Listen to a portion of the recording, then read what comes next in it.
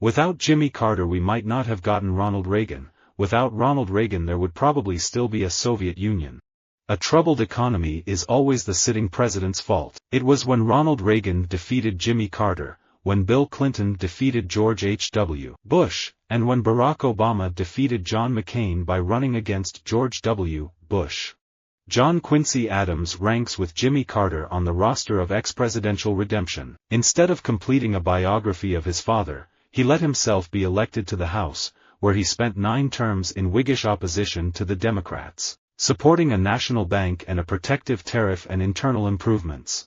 In the last 100 years only Presidents George H.W. Bush, Jimmy Carter and Gerald Ford lost their bids for re-election. President Lyndon Johnson did not run for a second term. It took Jimmy Carter to give us Ronald Reagan. I've met a handful of presidents, from Jimmy Carter to Bill Clinton to George Bush to Barack Obama. To say that Jimmy Carter does not understand politics or is not a good politician denies the phenomenon by which he got to the White House. He is without question the best politician, when he's working at it, of anybody I have ever seen. Jimmy Carter was unquestionably the most moral president of my lifetime, but he wasn't much of a president. To this day, I can't understand why the closest man to Jimmy Carter, the key staff guy at the White House, didn't even join us at the White House breakfast meetings where we discussed upcoming legislation with the president. This was unprecedented. People used to say that Jordan was the most brilliant guy around, but you couldn't prove it by me. When I graduated from law school in 1959, there wasn't a single woman on any federal bench. It wouldn't be a realistic ambition for a woman to want to become a federal judge. It wasn't realistic until Jimmy Carter became our president. There are examples of ex-presidents speaking out. Jimmy Carter has not held back on a variety of issues. Harry Truman didn't. Jimmy Carter proposed withdrawing the troops from South Korea. He was stopped by the United States Congress. In Plains, I saw Jimmy Carter as he really is, a nice, decent man. In terms of compassionate contribution to society, he certainly has proven to be our best past president. We are a resilient country. We've been through a civil war. We've been through 2 world wars. We've been through a Great Depression. We even made it through Jimmy Carter. We will make it through the Obama years. We haven't had an agenda for American cities probably since at least Jimmy Carter. We have left cities to fend for themselves. The best thing going for us is Al Gore. I cannot conceive how the American people could elect him. On the other hand, I couldn't conceive how they could elect a Jimmy Carter or Bill Clinton, especially Clinton in '96. I was deeply involved in the decision that President Jimmy Carter made to boycott the Olympics in Moscow in 1980. It's not our job to choose the best Sunday school teacher, like Jimmy Carter was. It's our job to choose who would defend and protect our nation, who would be the best president. We had a party with the rest of the skaters in our trailer and then the next day we were off to see Jimmy Carter. And then we had the World Championships the next weekend, so not a lot of chance to catch up. The post-presidency, as Jimmy Carter and Bill Clinton have proved, is a win-win. Money, Nobels, the ability to leverage your global celebrity for any cause or hobbyhorse you wish, plus freedom to grab the mic whenever the urge takes you without any terminal repercussions. I met Gerald Ford. I met Richard Nixon. I met Jimmy Carter. I met Dwight Eisenhower when he was a general. George Bush Sr. I haven't met Bill Clinton or George W. Bush, although I got a letter from him. 4 years of Jimmy Carter gave us 2 titanic Reagan landslides, peace and prosperity for 8 blessed years, and even a 3rd term for his feckless vice president, George H.W. Bush. No doubt the ridiculous politicians are right to like politics. They have found careers in which success can be achieved by being ridiculous. Imagine Jimmy Carter or George W. Bush rising to the top of any other profession.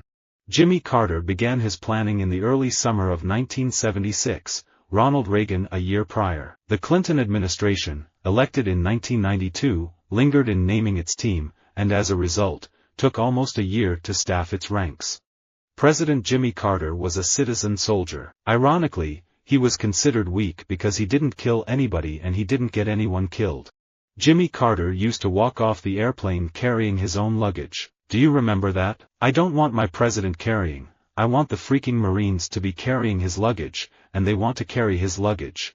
It's possible that the 2012 general election race will be the least overtly religious one since 1972, the last campaign before Roe v. Wade and the rise of Jimmy Carter brought evangelicalism into the political mainstream. That's because faith remains a complicated issue for Obama, who is still wrongly thought to be a Muslim in some quarters.